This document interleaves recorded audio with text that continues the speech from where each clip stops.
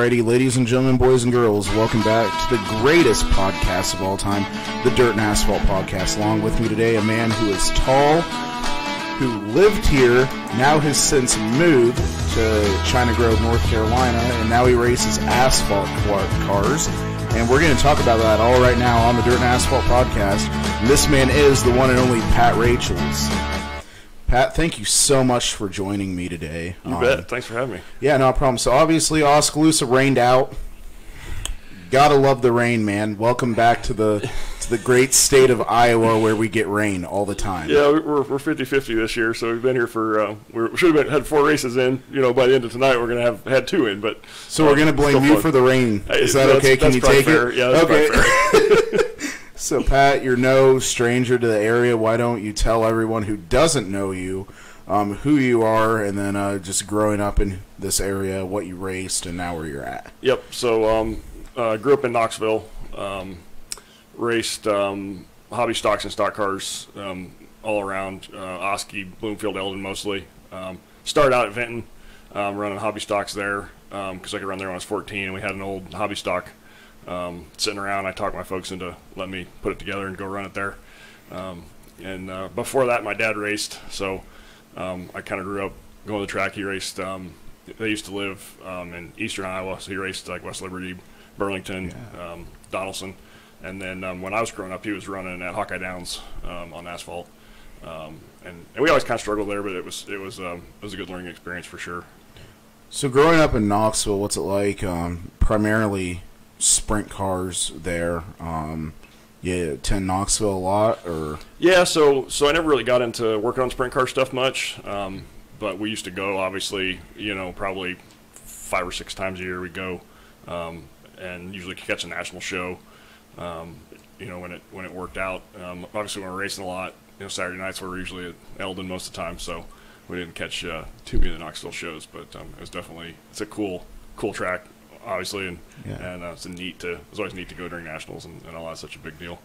So going from racing here, and now we know that you've moved to China Grove, North Carolina, not South Carolina, as some people have been stating, but North Carolina.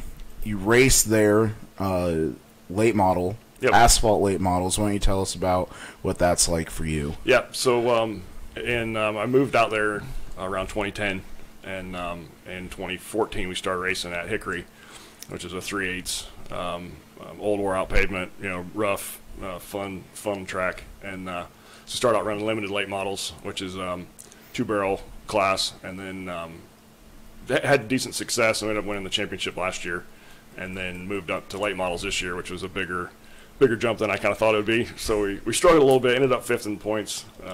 So it was decent. We had a good run. Last week was the season championship, ended up 4th, which is our best run of the year, and I'm pretty happy with that. But and congratulations. It's definitely different. So, yeah, thank you. Yeah. No, I mean, transitioning from the dirt to the asphalt side, how hard of a transition was that for you? Obviously, there's a lot of variations. So was it really difficult, or? It wasn't too bad. It was just kind of breaking habits. There's a lot of things that, you know, you pitch dirt cars around a lot, and you've got to be extra smooth with the asphalt car. It won't take any of that. You know, you can't really hustle it. You kind of just have to go to the limit of the car, and that's about all you can do. So that from that aspect, it's a lot different. You know, you can't move around and really find a better groove. It's kind of whatever. The track will change kind of from night to night, but during the race, it's like there's one groove that's going to be best, sure. And you can't really move around and change your line to try and get by people. You just sort of have to take what it'll give you. So we're in North Carolina now. Is it just Hickory Park that you run, or are there other tracks in the area that you travel to as well, or is it just primarily Hickory Park? Just Hickory. That's the only place we've raced so far. We keep talking about traveling around, but we sort of keep. So last year we started chasing points. So we're running good in the points. We didn't want to go somewhere else to get tore up. And then this year we moved up to late model. And initially it's like, okay, we'll go, you know, be good, and then we'll go travel around. And we kind of took us all year to figure it out. So hopefully next year, I've been saying this for 2 years, but hopefully next year we'll travel around some. There's a bunch of other tracks in the area. Greenville Pickens is one that NASCAR used to race at, and Anderson and Orange County. There's actually a series out there that kind of took over for the old Hooters Pro Cup series. called the Cars Tour, and they run the same rules package that we run at Hickory with the late models, but it's like a touring series, so it's kind of like the old SA, kind of a similar level. So we're talking about maybe trying to run a couple of those. They run Hickory twice and a handful of other tracks in the area, so that's starting to get a pretty big regional following. So those are kind of good shows to go watch and learn. And there's a lot of development drivers that are coming up through are starting to run that series, kind of as a precursor to ARCA or trucks. So it's kind of a growing. It's neat to see some kind of series that's growing like that, in the area. So is your goal now to keep moving up in the asphalt world, or I mean, is there a goal here? No, I think I'm probably. Just financially, I think I'm topped out where I'm at. Without some kind of major sponsor, it's really hard to go do any kind of big series, NASCAR series, anything like that. It's just so expensive. I'm kind of right on the edge of maybe being a little outfunded in the late model deal, even. But we can kind of work to make up a lot of the difference. So I think for now we're just going to keep doing the Hickory thing and just have fun with it. So earlier this year, Alex and I were down at Eldon doing results. Thanks to the Wapello County Fair Board, Eldon Raceway, for helping us get down there to all your guys' races. Big supporters of ours. And we're sitting in the stands, and they're like, yeah, there's a car on the track, the 34 car, if it looks familiar. Look at Alex. I'm like, that car looks really familiar, man. He's like, yeah, it does. And they're like, all the way back from North Carolina is Pat Rachel's. And I look at Alex, I'm like, are they sure they have this right? And he's like, apparently, man. So what made you come back and run with the boys here a little bit? Well, so I've been talking about doing it for a few years. We kept it's the same stock car that I ran here, like 2005 to 2008, 9, and I ran it down south a little bit. And it's the dirt down there is a little different. It's red dirt, and it doesn't race. It's not as fun to race on as the black dirt is here. And, of course, we're friends with a bunch of them guys, from that area, from racing here. So we just kind of decided to take a vacation and come run. We ran the Peterson last fall, and then we decided to take a week this summer and came and ran Eldon, Oski, and then we ended up at CJ. So it was fun. Yeah, and it's great to see you back, coming back, still and supporting these local tracks. Last night we had night 1 of the Fall Challenge. Why don't you tell us how you feel that went for you and the car coming back after just running, the pavement cars? So yeah, kind of to back up just a bit, we ran that race, the Caleb Hammond Memorial race in July, and the car drove awesome. Yeah. But we were having motor problems. And so it's like, well, if we can get, I knew then, it's like, okay, we're close. And it's been a long time since I had a car that was good at Oskaloosa. Oskaloosa is a tough place. Yeah, it is. And so that kind of sealed it that I wanted to come back and run the Fall Challenge. So I felt like we had a chance to maybe win it, at least run up front. So we decided to come back. And then, this week, during the week, the forecast was looking kind of iffy. And so Wednesday night, we actually quit working on it because we decided, we're not going to go. They're going to rain out, And then get up Thursday morning. I'd already taken Thursday and Friday off work, planning on coming. So I got up Thursday morning, looked at the forecast, and it was 0% for Friday. It's like, well, okay, I guess we're going now. So we had to, thrash on the car all day Thursday and drive up. And I thought it went really well. Managed to make the redraw in the heat race. Yeah, you did. And it was a pretty hard-fought redraw spot.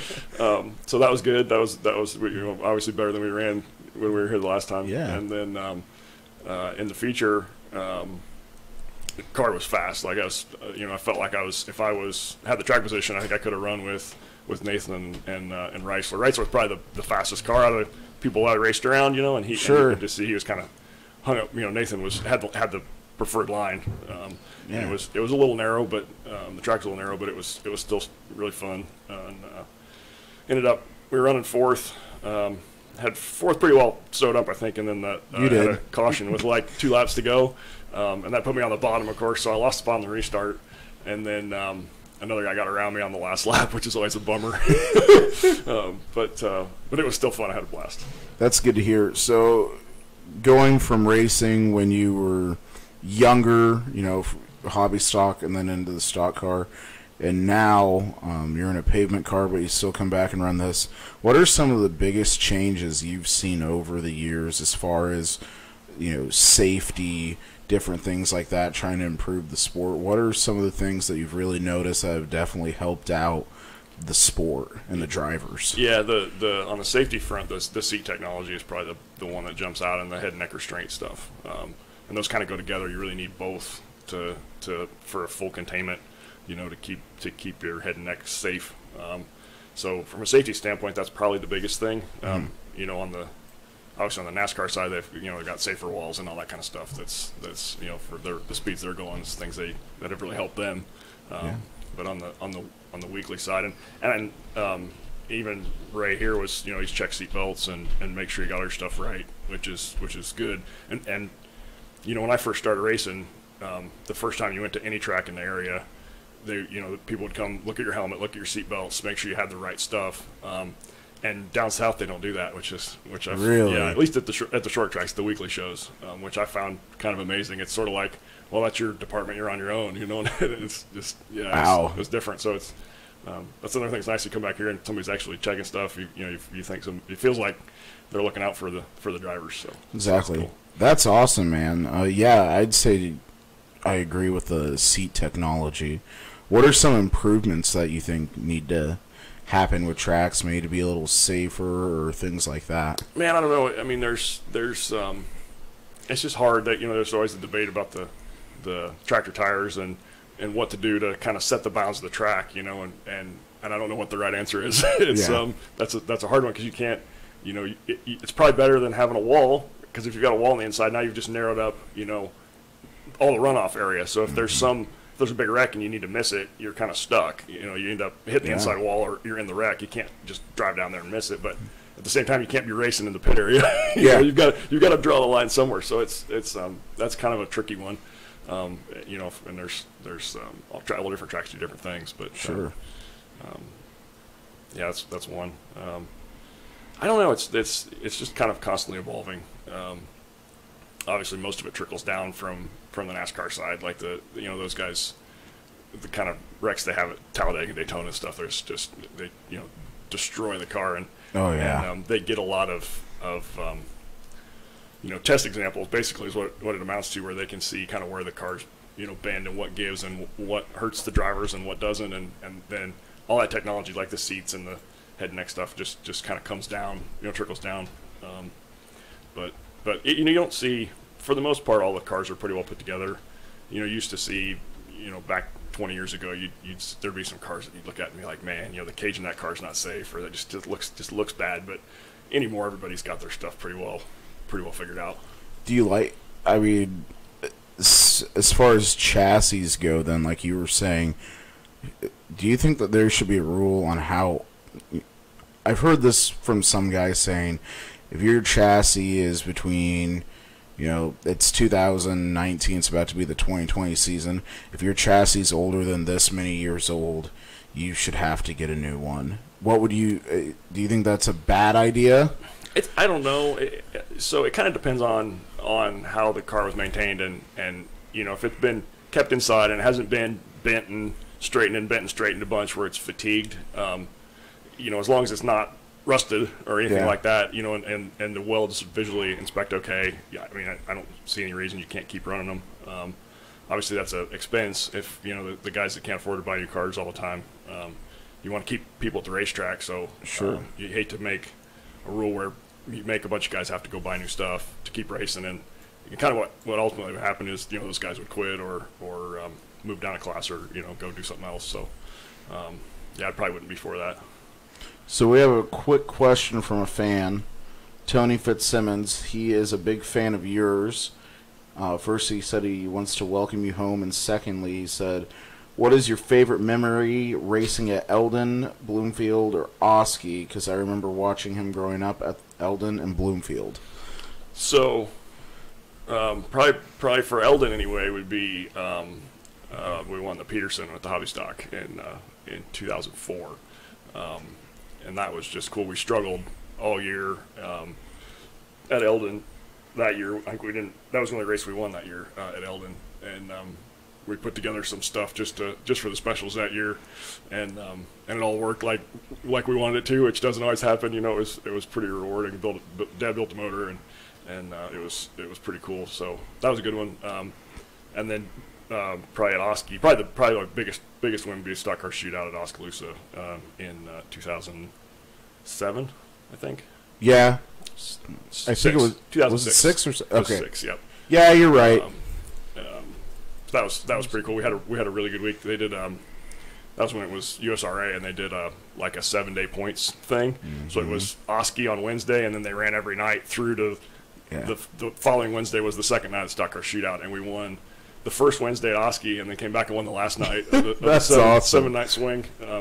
Ended up second or third at one of the other races, and that was a really good week. Like that was probably the height of the stock car racing, back then, first round anyway. Oh yeah, definitely. Are you a IMCA guy or a USRA? I mean, is there one you think is better than the other in your mind? No, they're both good. It's hard, kind of when you get to where this area is at right now, where you're between, because it's kind of the same thing when people start having to switch stuff over. Then you start losing cars. Mm-hmm.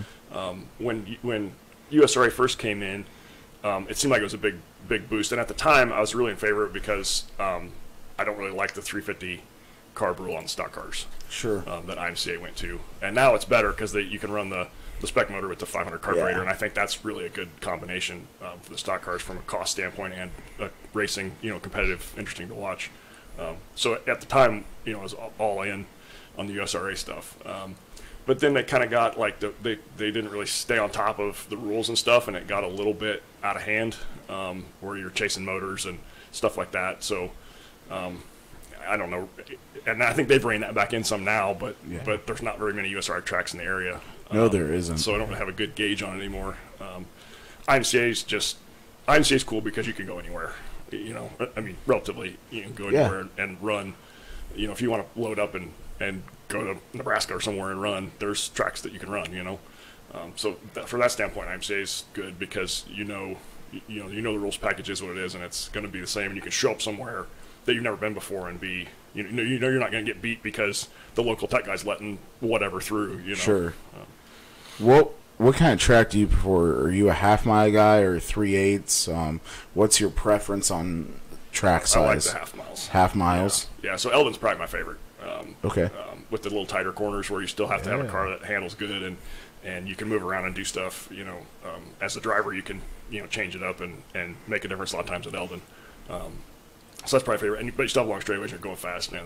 It's so cool to stand at the back pit gate at Eldon when the cars go by, especially in the old open motor days. Like the cars just fly by. It's just a cool spot. Yeah, because they had sprint cars down there earlier this year. Really? Wow. Yeah. Yikes. Yeah, they had the Sprint Invaders series, and I think it was Sprint Invaders.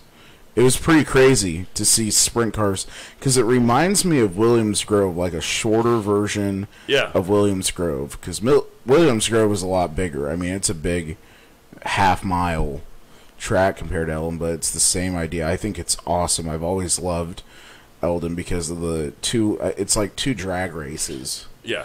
With very tight corners. And Eldon's awesome. I've always been a half-mile guy myself, so it's awesome to hear. Because it's fun to listen to different drivers, and if they're a half-mile guy or a short track guy, and that tells you right there their driving style. Yeah. So. Yeah. So we were like I said, we were in Vinton way early on, and we've always talked about going back there and running again with a stock car just to kind of try it again and see how it is. The only other really short track I've run at was Britt, which is kind of a little bit of a different animal. Yeah. Really tight corners, high bank. It's kind of, and I haven't raced at Boone or Marshalltown, but it seems like that same kind of style of track. You never raced Boone? You never went to Super Nationals? I've been to watch a bunch, but I've never raced it. We actually were talking about it last week. We're listening on the radio and following along the results on the you should come back and run national Super Nationals. You were thinking about doing it next year because the car's, the body's all beat up. Like, it needs a new body anyway, and it's getting to be an older car, so if we hurt it... We could probably get donations together to make that happen. Folks, we're going to announce right here, we're going to start a donation for Pat Rachels to come race Super Nationals next year. We'll just Venmo him his money. Let's get that 34 to Boone. That would be awesome. I would be all on board to see that. So speaking of Boone, you said did you get to watch any of the highlights or anything? Just a few. I didn't. How crazy stream the does whole that thing. look to you? The whole Super Nationals thing? Yeah. Yeah, it's just nuts. It is, isn't it?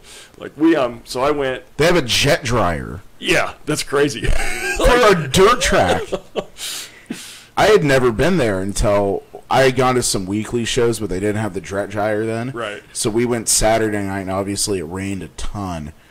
Pretty sure that's probably your fault too. Any rain we got was Pat's fault. He said that earlier. But it's crazy watching a jet dryer on a dirt track. I felt bad for the people in the stands that decided to stay and let that thing pass them. Yeah, that's nuts. Like I mean, they're all out there though. I mean, they go out and farm the track. You know, every 10 or 15 races they're out there and they cut it up and water it and pack it in and go again. You know, it's just wild.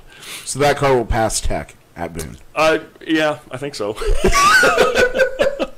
You sound really hopeful on that one, man. You probably have to go back over some stuff and make sure, but I think it's okay.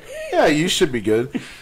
So, future for Pat Rachels in racing, what are we looking at besides, obviously, maybe the possibility of Super Nationals? What other big things are we going to look forward to seeing out of you? Well, I'm not really sure right now. So we're my car that I'm racing late model with in North Carolina is pretty outdated now. So I think we're probably going to build a new car for next year. So we'll probably skip the first few races getting that put together. And then I imagine we'll come back around the stock car a couple, 3 times again, kind of like we did this year. Try and pick a couple weeks where we can get in 4 or 5 races and make it worth the trip. Super Nationals, man. Super Nationals would be one. The nice thing about Super Nationals too is usually the Petersons that Saturday. So if you don't make the show, you can you go. Load up and take it. There we go, folks. We're gonna make this happen. I'm telling you, this is gonna happen. Man, I mean, it's. Do you like the asphalt better than the dirt, or are you still a dirt guy at heart? I'm a dirt guy. Okay. Yeah. I mean, that's why I'm here, right? I mean, I really miss racing on especially black Midwest dirt. Like, you can come back anytime. It's none of us would complain to have you back weekly. Well, there might be a few guys that get a little jealous there. But. So I have another question here. We were talking at the drivers' meeting yesterday, and we said, yeah, there was something that happened down at Lee County. You said, probably the Eldon boys. Why don't you tell us a little? Why don't you expand our minds on what the Eldon boys are? Well, it'd be the late nighters, I guess, is the technical term, right? So it's kind of Jason McDaniel was the first one from that area. Bert obviously raced before him, but but of the kind of the crew that I consider the Eldon crew is Jason and Scotty and then some of the guys from Agency, Waller and Danny and just that whole crowd is always a good time and they're super hospitable to me when I come. Jason lets me keep the car there if I need to work on stuff. He helps me. He made a bumper for us last time we got tore up at Eldon the first night of our week. Yeah, you did. This summer and so he helped us get that stuff back together and just super good guys. That's awesome. So let's go into your personal life. Why don't you tell us, what do you do? So I work for Toyota Racing Development in North Carolina. So it's there's two facets to TRD. So part of it is the engine shop, which is they actually build all the engines for Joe Gibbs Racing in California. Yep. So their shop out there that is the old shop that they used to build IndyCar engines out of, and they've got a bunch of dynos and equipment and stuff, so it didn't really make sense for them to move it all to North Carolina when they decided to do NASCAR stuff. Yeah. So they actually ship the motors from California to North Carolina every week and back and forth. Are you serious? Yeah, it's pretty crazy. And I think that's nuts, Pat. Yeah. So I think they get a deal since FedEx sponsors. That makes sense. I think they get some discount. That makes sense. I'm sure they're still making a decent amount of money on. Oh, they have to. So, but the shop in North Carolina is chassis engineering is what they call it, and so we basically help the teams with anything that we can with chassis development, setup, tire data, just kind of the whole engineering side. So that obviously the teams have their own engineers. Yeah. They're pretty extensive on what the team can do, and so we sort of kind of do the higher level R&D kind of a little more out there stuff that the teams don't have the resources to go do, what kind of special projects. And then we also work with, like, when they do a new body, so we've got a aero group that does computer CFD and stuff like that, and so they'll develop the new body styles, or like when we went to Gen 6, changed all, put the body lines back in the cars and all that, our guys go back and forth with the Toyota production car people to make sure the car looks like the real car, but still has performance that's, competitive with other manufacturers. Me personally, I do computer simulation of for basically that's a lap simulation. So you plug in your setup, and it'll run a lap and spit out a bunch of data and kind of tell you about what the car should do. And so you can run through and make a bunch of different changes and see, okay, if I add some wedge, what's it going to do to the way the car drives and that kind of thing. So I'll basically put all that together and get it where it's running and works and has all the right files and all that stuff that it needs. And then I hand it over to JGR, and they plug in their setup for the weekend and do development on the cars, because the way it's gone in NASCAR, they basically banned almost all testing. So you'll have a few tire tests a year, 1 or 2 wheel force tests, which is a different kind of car that they put a bunch of extra sensors on. But other than that, and you only have maybe 2 hours of practice on a race weekend. So the sim side of it's gotten really big, because if you can develop on the car digitally before you get there, you're just that much farther ahead, where you don't have to have track time to try and improve the car.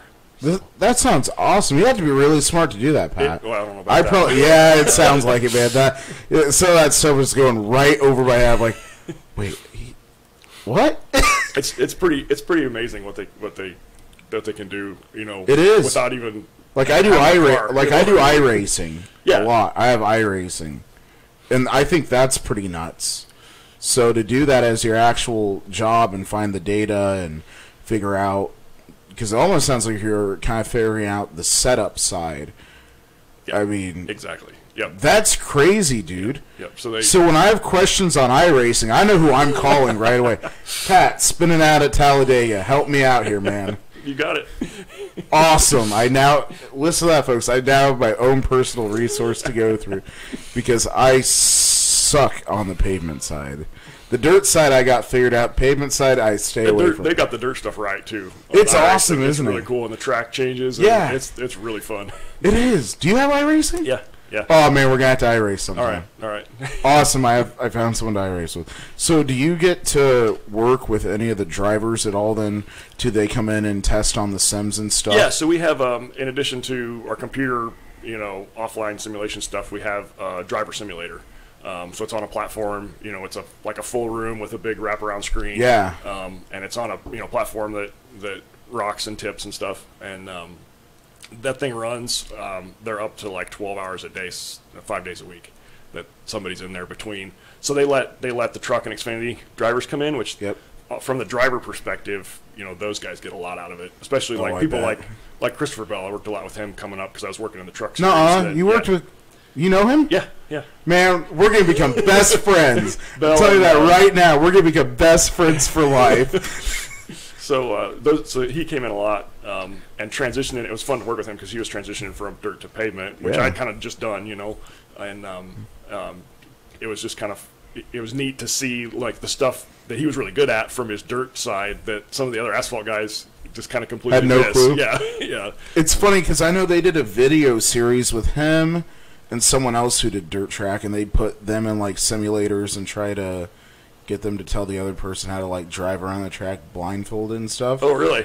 It's hilarious.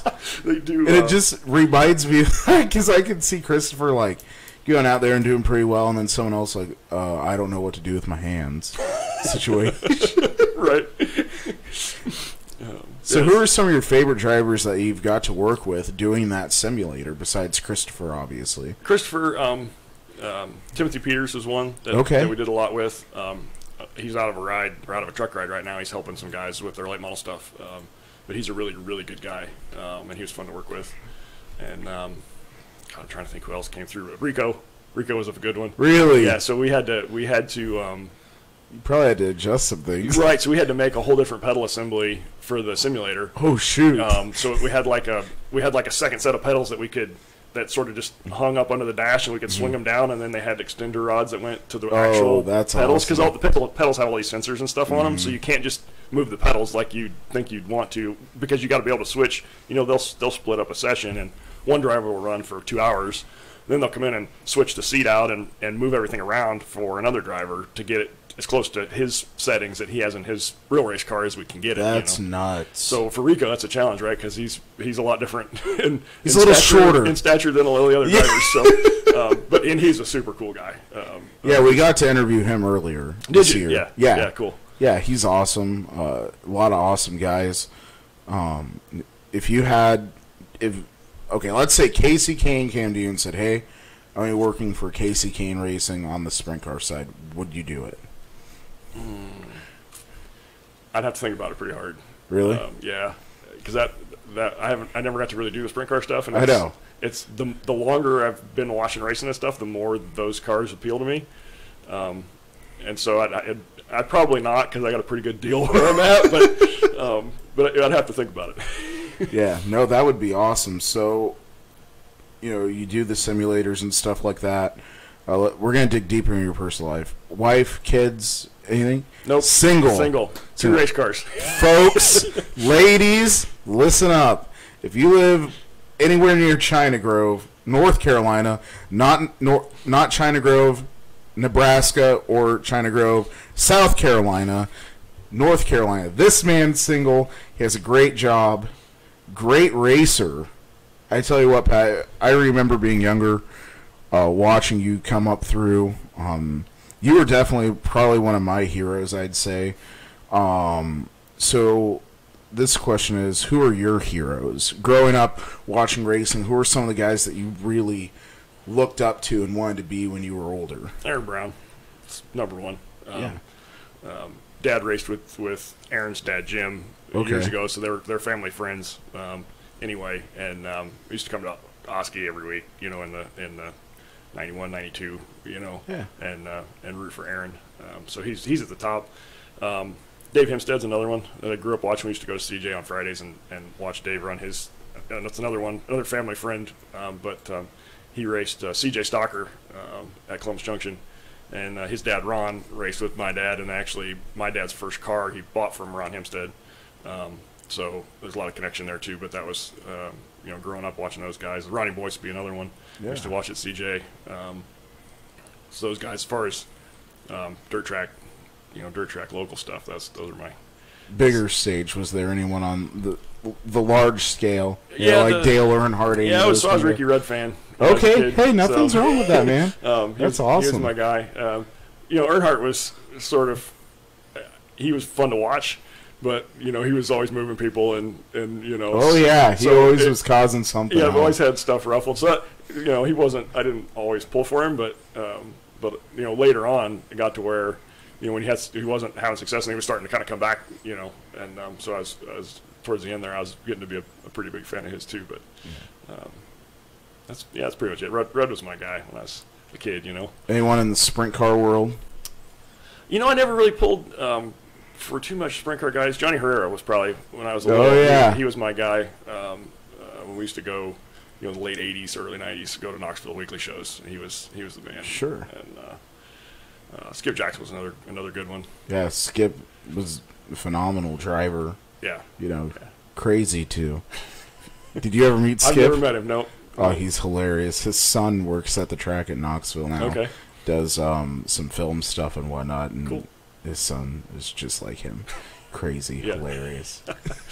So, here's a good one. Put you in the truck at Eldora. I want to do that so bad. Like that. So that was really fun when we first went there. I was working on the truck deal then. And so I'd go over. Oh, you worked on the truck? Yeah. So I traveled as a Toyota representative. Yeah. I was the track representative for the truck series so I started traveling with another guy in 2010, and then in 14 and 15 I was the only guy that went. Oh, seriously? Yeah. I mean, there was management that went, but as far as like helping the teams, work on their setups and stuff on the weekend. So that was really fun when we went to Eldora. That's crazy. Most of those guys had no clue what they were doing. And it's like, for once, it's like, all right, I actually can help. Like, I can do something. This is my deal, Give me a raise.